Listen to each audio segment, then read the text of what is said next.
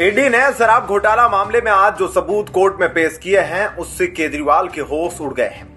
संजय सिंह की जमानत अर्जी पर शनिवार 9 दिसंबर को राउज एवेन्यू कोर्ट में सुनवाई हुई। इस दौरान ईडी ने याचिका पर अपनी दलील पेश की। ईडी ने कोर्ट में कहा कि उसके पास संजय सिंह के खिलाफ कई गवाह है। जांच एजेंसी ने उन्हें शराब नीति का मास्टरमाइंड बताया है। ईडी ने कोर्ट को बताया कि आम आदमी पार्टी के सांसद के कहने पर ही सर्वेश मिश्रा ने पंजाब के शराब कारोबारियों से पैसे लिए थे। संजय शराब नीति को बनाने और बदले में फायदा लेने के मास्टरमाइंड है। हमारे पास केस ट्रांजैक्शन के सबूत भी है जो कि कॉल डिटेल रिकॉर्ड से भी साबित होता है। एजेंसी ने कहा कि मामले में एक अन्य आरोपी समीर महेंद्रू ने भी उन्हें 3 करोड़ रुपए दिए। मामले के एक अन्य आरोपी दिनेश अरोड़ा ने इस बात को कबूला है। गौरतलब है कि रेस्तरां कारोबारी दिनेश मामले में सरकारी गवाह बन चुके हैं।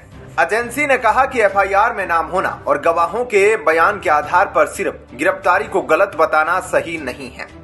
जांच एजेंसी ने कोर्ट में कहा कि मामले में गौतम मल्होत्रा, मनीष सिसोदिया और संजय सिंह का नाम शुरू में नहीं था क्योंकि तीनों लोग काफी प्रभावशाली है, इसलिए गवाह ने डर की वजह से इनके नाम पहले नहीं लिए थे, लेकिन बाद में खुद की सुरक्षा का भरोसा मिलने पर उन्होंने इनके नाम लिए हैं। इसके अलावा ईडी को सर्च अभियान के दौरान उनके घर से कुछ गोपनीय दस्तावेज भी मिले थे, जिनको देखकर लगता है कि संजय सिंह ईडी के किसी कर्मचारी के जरिए उसकी जांच पर नजर बनाए हुए थे।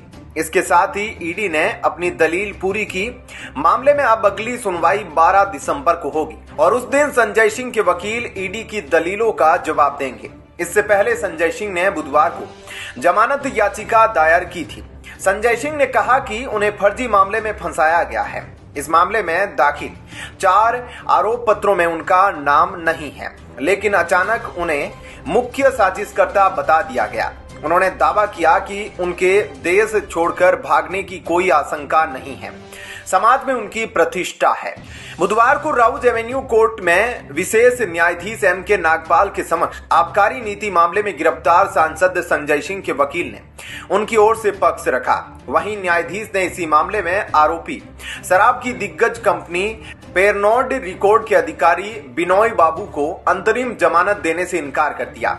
सांसद सिंह के वकील ने अदालत से कहा कि उनके मुवक्किल जमीन से जुड़े नेता है जो कभी देश छोड़कर बाहर नहीं जा सकते, समाज में उनकी प्रतिष्ठा है। वकील ने कहा कि 15 महीने तक जांच एजेंसी ने एक बार भी मेरे द्वारा जांच या सबूत को प्रभावित करने की बात नहीं कही है। उस दौरान कोई पूछताछ नहीं की गई, उस दौरान कोई आरोप भी नहीं लगाया गया। यहाँ तक कि इनके मामले में दाखिल 4 आरोप पत्रों में उनका नाम नहीं है, लेकिन अचानक उन्हें मुख्य साजिशकर्ता बता दिया गया है। क्या कहना है आपका इस पर? जय हिंद, जय भारत। दिल्ली सरकार की कैबिनेट में एक बार फिर बदलाव देखने को मिला है। आतिशी को कानून व न्याय मंत्री बनाया गया है, जबकि पहले यह विभाग मंत्री कैलाश गहलोत के पास था। सीएम केजरीवाल ने यह फैसला उपराज्यपाल विनय कुमार सक्सेना द्वारा 3 दिन के दिए गए अल्टीमेटम के बाद लिया है। केजरीवाल सरकार की कैबिनेट में मंत्री आतिशी अब दिल्ली सरकार में कानून व न्याय विभाग की मंत्री भी होगी। उपराज्यपाल द्वारा दिल्ली में न्यायिक ढांचे और प्रशासन से जुड़े कई विकास कार्यों के लंबित होने पर नाराजगी जताने के बाद यह फैसला लिया गया है। एलजी सक्सेना ने 3 दिनों का अल्टीमेटम देते हुए न्यायिक ढांचे और प्रशासन से जुड़ी सरकार के पास लंबित 6 महीने से लंबित फाइलों को मांगा है। इसे कैलाश गहलोत के खिलाफ की गई बड़ी कार्रवाई के रूप में देखा जा रहा है। इन फाइलों से जुड़ा है मामला।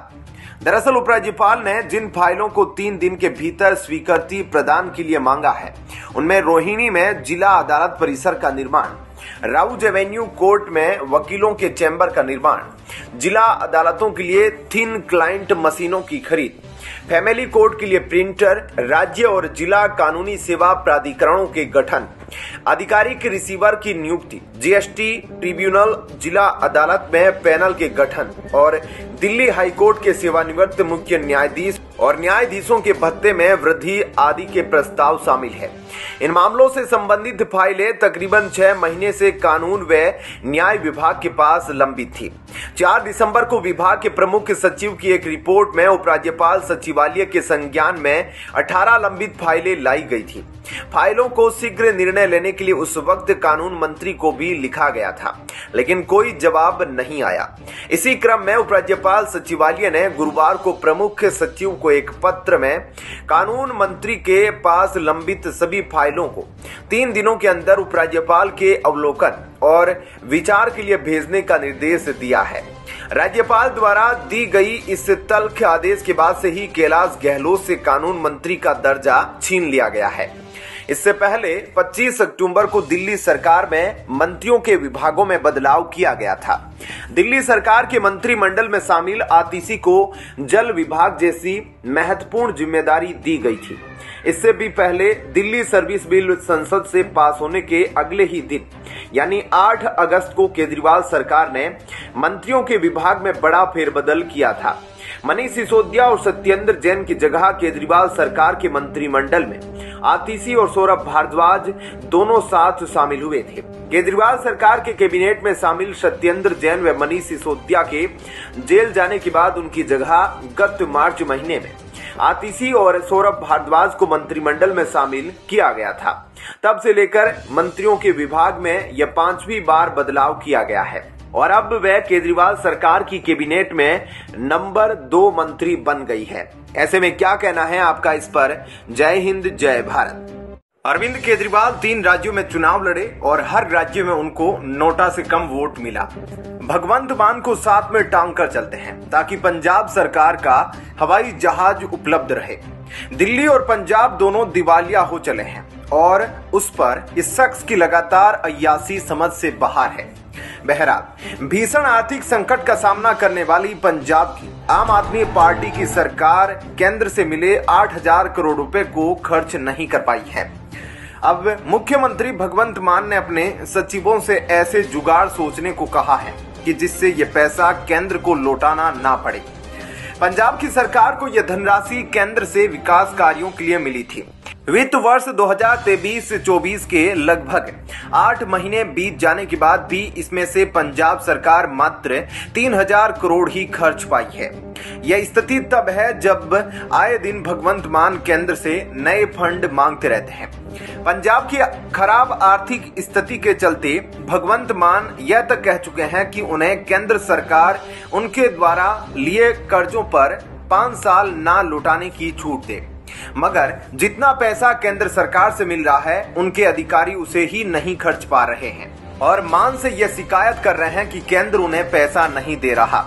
अंग्रेजी समाचार पत्र इंडियन एक्सप्रेस की एक खबर के अनुसार हाल ही में मुख्यमंत्री भगवंत मान की राज्य के वरिष्ठ सचिवों के साथ हुई बैठक में यह पूरा मामला उठा। मुख्यमंत्री भगवंत मान ने अपने सचिवों पर इस बात के लिए गुस्सा जाहिर किया कि 8 महीने निकलने के बाद भी वे पैसा खर्च नहीं कर पाए हैं। अगर नए बजट तक ऐसा नहीं होता है तो यह पैसा केंद्र सरकार को वापस चला जाएगा। सचिवों ने मुख्यमंत्री को भरोसा दिलाया है कि उन्होंने नए ठेके निकाल दिए हैं और जल्द ही वे फाइनल हो जाएंगे। ऐसे में यह धनराशि खर्च होगी और केंद्र को लौटानी नहीं पड़ेगी। केंद्र से पहले ही मिले पैसे को खर्च न कर पाने वाले अधिकारियों ने इससे बैठक में भगवंत मान से शिकायत की कि उन्हें केंद्र सरकार ग्रामीण विकास समेत अन्य कई कामों के लिए पैसा नहीं दे रही। उनकी यह भी शिकायत थी कि केंद्र सरकार स्वास्थ्य विभाग का पैसा भी रोक रहा है।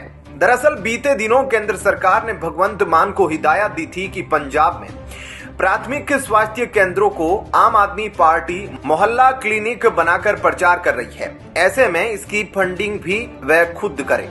इसी को लेकर भगवंत मान की सरकार बौखलाई हुई है। वित्त वर्ष 2022-23 के अंत तक पंजाब पर वर्तमान में 3.12 लाख करोड़ का कर्ज है। वर्ष 2022 में पंजाब में आम आदमी पार्टी की सरकार आने से पहले यह कर्ज 2.82 लाख करोड़ था। भगवंत मान ने एक बयान में बताया था कि उनकी सरकार ने 18 महीनों में 47,107 करोड़ का कर्ज लिया है। अक्टूबर 2023 में भगवंत मान ने राज्यपाल बनवारी लाल पुरोहित को लिखे एक पत्र में मांग की थी कि वह प्रधानमंत्री मोदी को इस बात के लिए मनाए कि पंजाब से 5 वर्षों के लिए कर्ज वसूली रोक दी जाए। इस भीषण आर्थिक संकट के बाद भी पंजाब सरकार केंद्र सरकार से मिले विकास के पैसे को नहीं खर्च कर पा रही है। जब पूछा जा रहा है तो आम आदमी पार्टी की सरकार को गोलमोल जवाब दे रहे हैं। ऐसे में क्या कहना है आपका इस खबर पर कमेंट सेक्शन में जरूर बताएं। जय हिंद, जय भारत। पूर्व सीएम वसुंधरा राजे के लिए मुश्किलें कम होने का नाम नहीं ले रही है। गुरुवार को विधायक ललित मीणा के पिता हेमराज मीणा ने उनके पुत्र पर बाड़ेबंदी करने जैसे गंभीर आरोप लगा दिए। वहीं जानकारी यह भी है कि राजस्थान भाजपा ने बागियों को लेकर एक रिपोर्ट दिल्ली भेजी है, जिसमें 45 नामों का जिक्र किया गया है। रिपोर्ट में बताया गया है कि बागियों के चलते करीब 10 से ज्यादा सीटें भाजपा ने खो दी है। सूत्रों के मुताबिक भाजपा इन चुनावों में 130 तक सीटें जीतने का अनुमान लेकर चल रही थी, लेकिन 115 सीटें ही मिल पाई। खास बात यह है कि इनमें से ज्यादातर नाम राज्य के समर्थकों के बताए गए हैं। इनमें जयपुर, अलवर, चूरू, नागौर समेत पूर्वी राजस्थान के कुछ अन्य जिले भी शामिल हैं। मौजूदा हालातों में इस वक्त भाजपा पदाधिकारियों और वसुंधरा राजे के बीच सीधे तौर पर टकराव की स्थिति नजर आ रही है। चुनाव नतीजे आने के दूसरे दिन ही राजे ने अपने आवास पर विधायकों को रात्रि भोज पर आमंत्रित किया था। इसमें करीब 40 विधायक शामिल हुए। इनमें से कुछ विधायकों ने बाहर आकर राजे को मुख्यमंत्री बनाए जाने की मांग भी सार्वजनिक रूप से रखी। इसके 2 दिन बाद ही विधायकों को रिजॉर्ट ले जाने की घटना भी घट गई। इन सभी बातों का भी रिपोर्ट में जिक्र किया गया है। इसी बीच गुरुवार देर शाम को बीजेपी के राष्ट्रीय अध्यक्ष जेपी नड्डा से पूर्व सीएम वसुंधरा राजे की मुलाकात हुई। इस दौरान उनके साथ सांसद दुष्यंत सिंह भी थे। यह मुलाकात करीब 1 घंटा 20 मिनट तक चली। मुलाकात के बाद राजे मीडिया से बात किए बिना ही चली गई। इन सब के बीच आज जयपुर में भाजपा के पर्यवेक्षक आ रहे हैं। इसके बाद विधायक दल की बैठक होगी और उसमें मुख्यमंत्री के नाम का ऐलान किया जाएगा। वहीं राजस्थान के मुख्यमंत्री को लेकर मची हलचल के बीच एक बार फिर बाबा बालकनाथ ने भाजपा अध्यक्ष जेपी नड्डा से मुलाकात की है। इससे पहले कल वसुंधरा राजे बेटे दुष्यंत के साथ नड्डा से मिली थी। राजस्थान के लिए नियुक्त किए गए पर्यवेक्षक राजनाथ सिंह, विनोद तावड़े और सरोज पांडे रविवार को जयपुर आएंगे। इस दौरान विधायकों के साथ बैठक कर सीएम चेहरे को लेकर राय शुमारी की जाएगी, जिसके बाद ही राजस्थान के नए मुख्यमंत्री के नाम पर मुहर लगेगी। राजस्थान के लिए पर्यवेक्षक नियुक्त किए गए राजनाथ सिंह और भाजपा प्रदेश अध्यक्ष सीपी जोशी ने पार्टी अध्यक्ष जेपी नड्डा से मुलाकात की। बता दें कि राजस्थान के लिए राजनाथ सिंह, विनोद तावड़े और सरोज पांडे को पर्यवेक्षक नियुक्त किया गया है। ऐसे में क्या कहना है आपका इस खबर पर? जय हिंद, जय भारत। कपिल सिब्बल सटिया गए हैं क्या? कांग्रेस नेता और समाजवादी पार्टी से राज्यसभा के सदस्य कपिल सिब्बल ने असम को म्यांमार का हिस्सा बताते हुए अंग्रेजों द्वारा कब्जे की बात कही है। कश्मीर के बाद असम में भी अलगाववाद फैलाने का यह बहुत बड़ा षड्यंत्र है और यह सब भारत के टुकड़े करने की मंशा के लिए सदियों से प्रयासरत भारत विरोधियों का एक और प्रयोग है। केवल तुष्टीकरण की राजनीति के चलते ये लोग मोदी का विरोध करते करते भारत के विरोध में पूरी ताकत से जुट गए हैं। जब इनका नेता ही इटली से आया हो और उस नेता के बेटे में भी देश विरोधी डीएनए हो, उस पार्टी के लोगों से और उम्मीद भी क्या की जा सकती है? क्या कांग्रेस सहित समस्त इनके गठबंधन के साथी इस पर माफी मांगेंगे? साथ ही अखिलेश यादव भी बताए क्या वे भी इनका समर्थन करते हैं? भड़के लोगों ने सरकार से मांग की है तत्काल इन्हें गंभीर धाराओं में गिरफ्तार किया जाए और देश के विरोध में कड़ी से कड़ी सजा दे। असम के मुख्यमंत्री हेमंत बिस्वा शर्मा ने राज्यसभा सांसद कपिल सिब्बल की टिप्पणी पर एकदम सही पलटवार किया है। दरअसल सिब्बल ने कहा था कि असम कभी म्यांमार का हिस्सा था। हेमंत बिस्वा शर्मा ने पलटवार करते हुए कहा कि जो लोग असम के इतिहास के बारे में नहीं जानते, इन्हें इसके बारे में नहीं बोलना चाहिए। सीएम ने कहा कि जिन्हें इतिहास का ज्ञान नहीं होता है वो असम को म्यांमार का हिस्सा बताते हैं। सीएम ने कहा कि असम कभी भी म्यांमार का हिस्सा नहीं था। कुछ समय के लिए झड़पें हुई थी। मैंने ऐसा कोई डाटा नहीं देखा है जिसमें कहा गया हो कि असम म्यांमार का हिस्सा था। मुख्यमंत्री ने कहा कि कपिल सिब्बल को इसके बारे में जानकारी नहीं है, इसलिए उन्हें नहीं बोलना चाहिए। 5 दिसंबर को नागरिकता अधिनियम 1955 की धारा 6A की वैधता को चुनौती देने वाली कई याचिकाओं पर सुप्रीम कोर्ट में सुनवाई के दौरान सिब्बल ने कहा कि एक संधि के तहत अंग्रेजों को सौंपे जाने से पहले असम मूल रूप से म्यांमार का हिस्सा था। सिब्बल ने यह टिप्पणी तब की जब वह पूरे इतिहास में जनसंख्या आंदोलनों का पता लगाने की जटिलता के बारे में बता रहे थे, जिसमें म्यांमार का हिस्सा बनने से लेकर ब्रिटिश शासन के तहत इसके बाद के शासन और विभाजन के बाद पूर्वी बंगाल के साथ जुड़ाव तक असम के बारे में ऐतिहासिक तथ्य है। सिब्बल ने सुप्रीम कोर्ट में सुनवाई के दौरान कहा, लोगों और आबादी का प्रवासन इतिहास में अंतर्निहित है और इसे मैप नहीं किया जा सकता। यदि आप असम के इतिहास को देखेंगे तो आपको पता चलेगा कि यह पता लगाना असंभव है कि कौन कब आया। सिब्बल ने कहा था कि असम मूल रूप से म्यांमार का हिस्सा था। 1824 में जब ब्रिटिशों ने इस क्षेत्र के कुछ हिस्से पर कब्जा कर लिया था, तब एक संधि की गई थी जिसके द्वारा असम को ब्रिटिशों को सौंप दिया गया था। क्या कहना है आपका इस पर? जय हिंद, जय भारत। मार्शल पिछले 38 दिनों से केजरीवाल सरकार की दिल्ली सचिवालय के बाहर बैठ के अपना धरना प्रदर्शन कर रहे हैं। दिल्ली सरकार ने इन्हें नौकरी से निकाल दिया है। यह सब दिल्ली के डीटीसी बस मार्शल के रूप में तैनात थे। आज इन्हें बेरोजगार कर दिया गया है। इनकी नौकरी वापस कैसे आएगी किसी को नहीं पता। इसी बीच एक बड़ी खबर आई है जिससे केजरीवाल गैंग में हड़कंप मच गया है। दिल्ली सरकार की एक रिपोर्ट में चौंकाने वाला खुलासा हुआ है। इस रिपोर्ट के अनुसार दिल्ली में महिलाओं की बेरोजगारी की दर नेशनल एवरेज के मुकाबले दोगुनी से ज्यादा है। ऐसा माना जाता है कि एक महानगर और देश की राजधानी होने के नाते दिल्ली में महिलाओं के लिए रोजगार के अवसर ज्यादा होंगे, लेकिन इस रिपोर्ट में जो तथ्य सामने आए हैं वो इसके बिल्कुल उलट है। आइए देखते हैं। Woman and man in Delhi 2023 के अनुसार वित्त वर्ष 2021-22 में दिल्ली में पुरुषों में बेरोजगारी दर 5.1% और महिलाओं की बेरोजगारी की दर करीब 6% थी। राष्ट्रीय स्तर पर यह बेरोजगारी दर पुरुषों में 4.4% और महिलाओं में 3.3% रही। रोजगार की व्यापक स्थिति के विश्लेषण में यह खुलासा हुआ कि देश की राजधानी में करीब 33% लोग सेल्फ एम्प्लॉयड है। इनमें से 63% लोग दैनिक भत्ते या वेतन वाले रोजगार करते हैं। वहीं करीब 3.5% लोग लेबर कैटेगरी के हैं। वहीं महिला वर्करों में केवल 17% ही स्वरोजगार करती है, जबकि 83% महिलाएं नियमित वेतन भत्ते मिलने वाली नौकरियां करती है। इंडस्ट्री के आधार पर देखें तो करीब 60% महिलाएं अदर सर्विसेज की कैटेगरी के तहत काम करती हैं, जबकि करीब 15% महिलाएं ट्रेड, होटल और रेस्टोरेंट इंडस्ट्री में काम करती है और तकरीबन इतनी ही महिलाएं मैन्युफैक्चरिंग इंडस्ट्री से जुड़ी हुई है।